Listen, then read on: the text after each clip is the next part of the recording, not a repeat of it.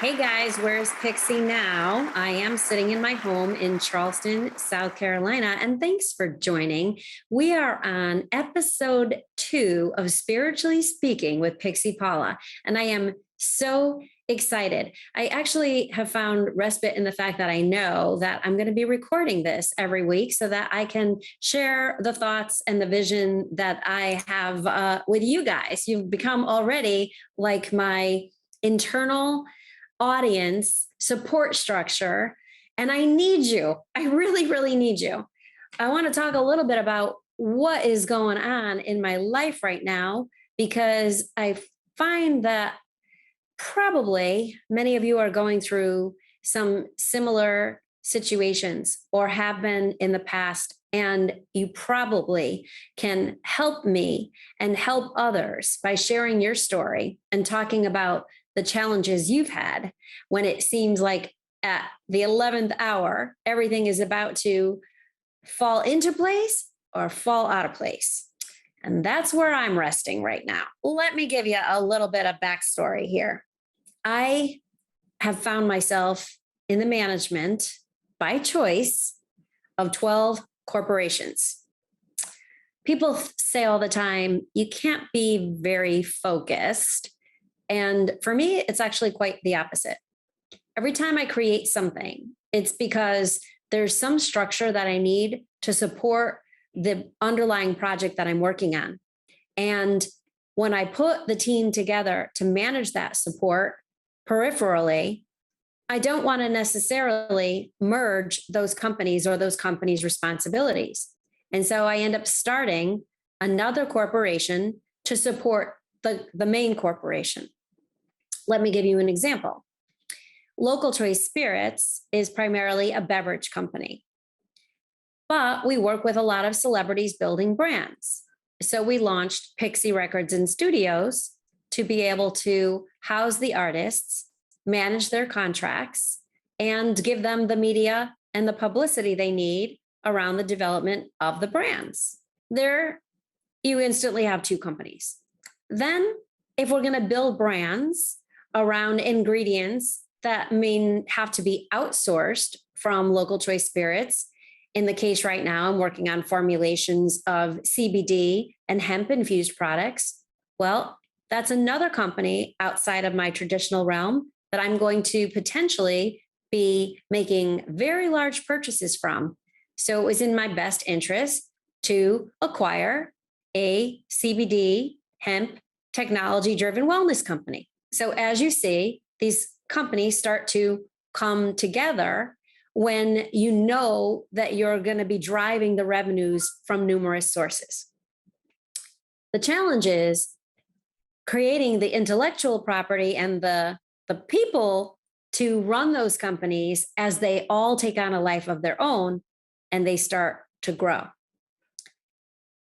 So I broke down and committed to the fact that I now needed to get outside help. And to do so, we needed to raise capital for the companies. So I'm in the middle of a capital raise, which for any of you that have been through this is a full-time job. So far in my businesses, I have self-funded or worked out of cash flow on products that I sold or services that I rendered to grow the company.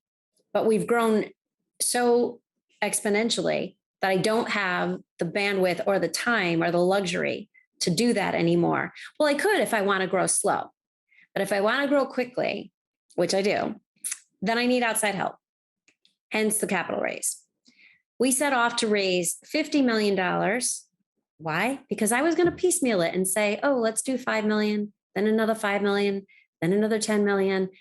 And I thought to myself, and actually I was encouraged by my investment banker to stop thinking small. As women, especially, we think that we have to just go slowly. We want the safety mechanisms. We want our foot in the water. And it's the same amount of work, people, to do little bits of capital raise or lots of bit of capital raise. And to tell you the truth, it's easier to raise a lot of money than a little bit of money. The investors want a big heyday. They want a big prize at the end. They want a big exit strategy. I'm sure you've watched Shark Tank when the panel will say, oh, 5% or 10%, not worth me getting out of bed in the morning. And it's the same when you're raising capital yourself. The investors want large amounts of money into an investment opportunity that's going to make them large amounts of money. So how do you go from being at point A to point Z, which is how it seems it almost has to happen overnight? The best thing to do is, one, believe in yourself. Women tend to have what they call imposter syndrome, which says that there's never anything good enough that they do that really equates to anything valuable. Part of that is because we do it pretty easily. I don't mean to just be generic, but most women I know can juggle a lot of balls and spin a lot of plates. It's just in our DNA. We're just typically wired that way. So it's so funny. I was just talking with somebody yesterday, and I said, you never hear comments like, oh my gosh, you're a husband? It must be so hard for you to manage your career and still be a husband. You don't hear that. For women, it's a constant conversation of, how are you a wife, a mother, and a business owner? Like, how do you manage some semblance of home life balance and still build your career? Given the marketplace, we have to. We have no choice. If we want to be part of the workforce and build our careers and manage and stimulate our brains, we have to be able to juggle. So here I am as a single mom, juggling the management of kids and spouses and grandchildren, which total, I think, 25 or 28 at this point, and the business, which takes care of all of those children and grandchildren.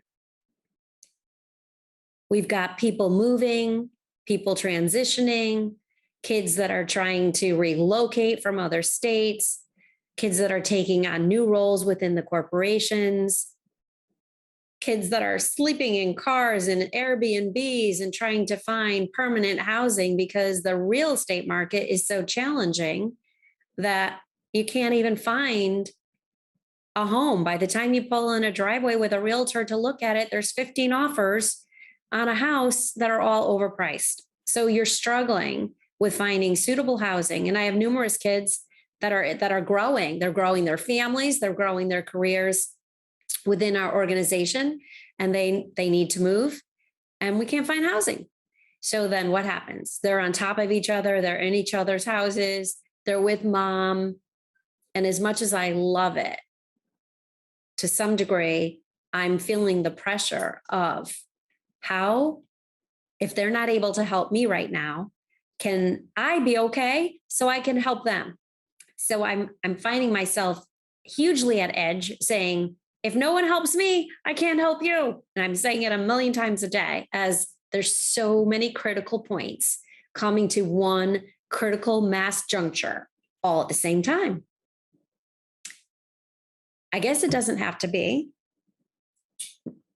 It's of my own volition that I'm taking this on because I want to raise $50 million and become a $1 billion company. I don't have to have a goal that big. I could say, I'm going to sell all the companies and go retire on a beach somewhere, spend some wonderful time with my 80-year-old mom.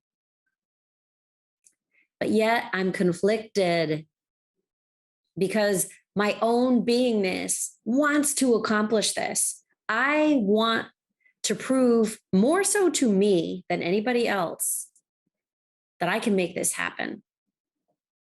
And so I am worn down and worn out and tired and crying and kicking and screaming, falling asleep at night in sheer exhaustion, and then not being able to even sleep because so much is going through my mind of, oh, try this, that I can't wait for it to be 8 o'clock so I can get right back at the attack. You've heard the saying, there's not enough hours in the day. For me, I'm like, there's not enough hours in my minutes, and I really need more time. But at the same time, I am Pixie Paula. And so I know, quite frankly, about the illusion of time. And I also know that there's nothing to do and nowhere to go and no one to be, and that ultimately none of this matters. So this is all self-imposed stress.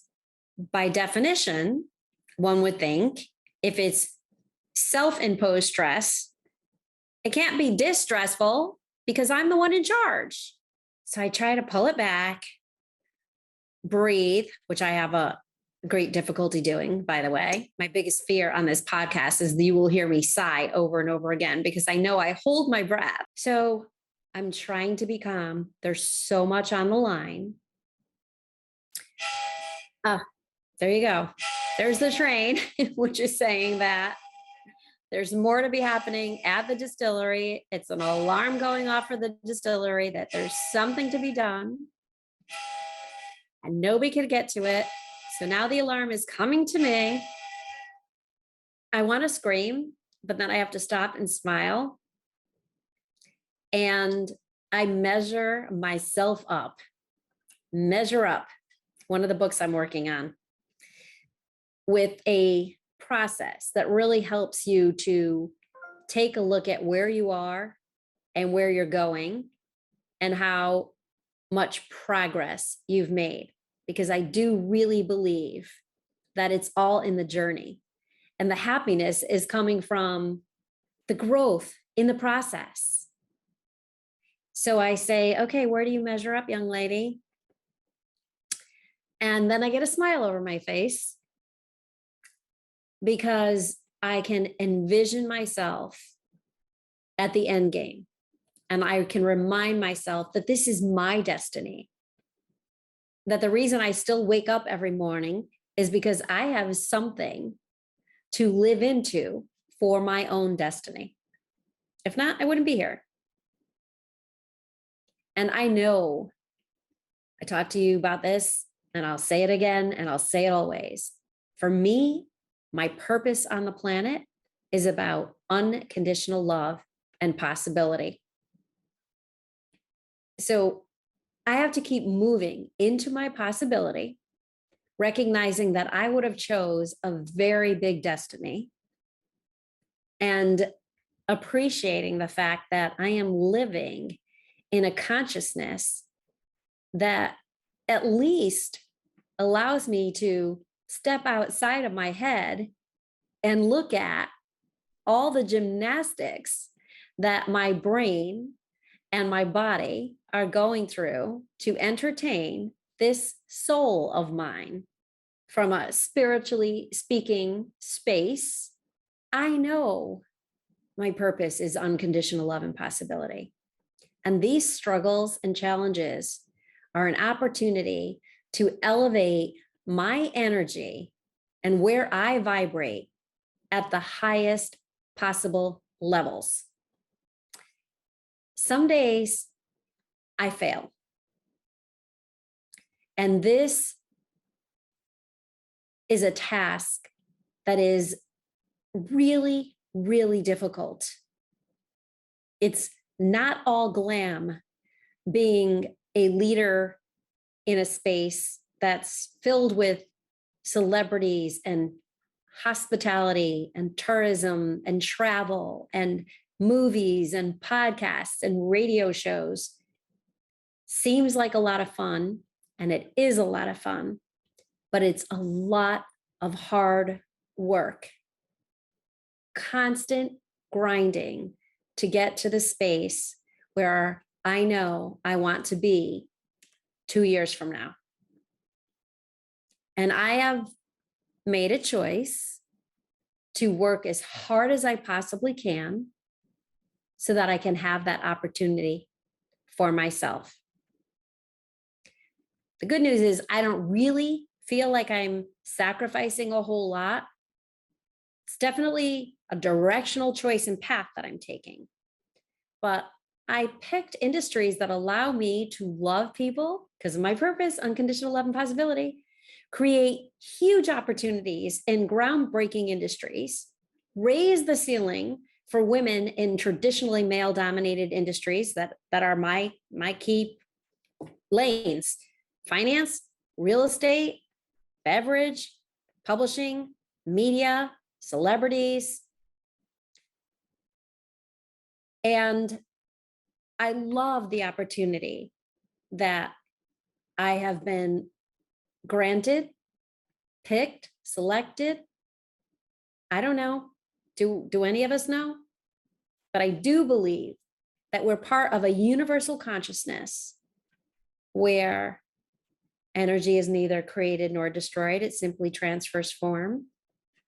We know all of these cliches, but they're truths, right? Scientific truths. Thank you, Einstein. And I believe that we're all part of that one universal consciousness, and that there's something here that's presenting my purpose and helping me to stay committed to the cause, even when I'm having a day like today.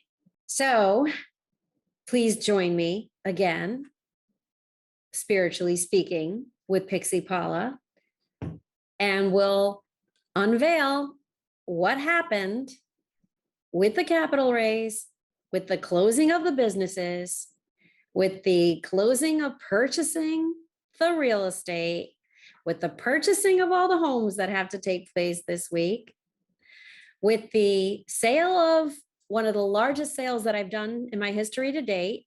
All of this is coming forth this week with 4 of the kids' birthdays, including a 1-year-old birthday, a family traveling from out of town, and managing health issues, and still trying to run the business while bringing on new employees and new investors who want to know all about it. Great times, but boy, can I feel myself expanding and bursting at my own seams. And I will be delighted to share more about that with you on the next episode of Spiritually Speaking with Pixie Paula. Glutathione is a big word.